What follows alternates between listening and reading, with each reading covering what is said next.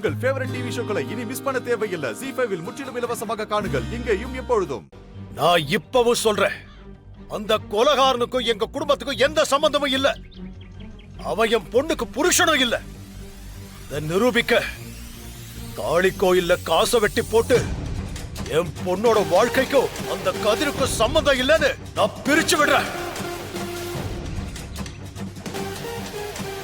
அண்ணா என்னண்ணே சொல்றீங்க? அவங்க தான் ஏதோ சொல்லிக்கிட்டு இருக்காங்கன்னா நீங்களும் அவசரப்பட்டு. நான் தெளிவா முடிவெடுத்ததா சொல்றேன் சிவா. நாளைக்கே நான் அதை செய்வேன். என்ன ஊருக்கு முன்னாடி மாட்டிக்கிட்ட உடனே அவனை பிரிச்சு விடலான்னு பாக்குறியா? நீ தப்பிக்க ஏதோ சொல்லி நழுவ பாக்குற.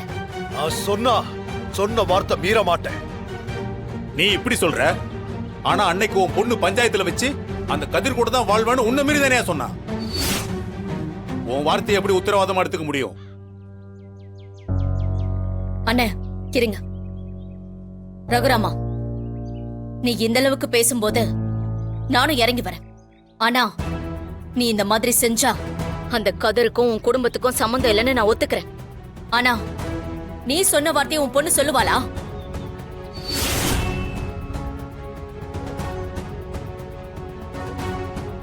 அவ இந்த ரகுராமோட ரத்தம்.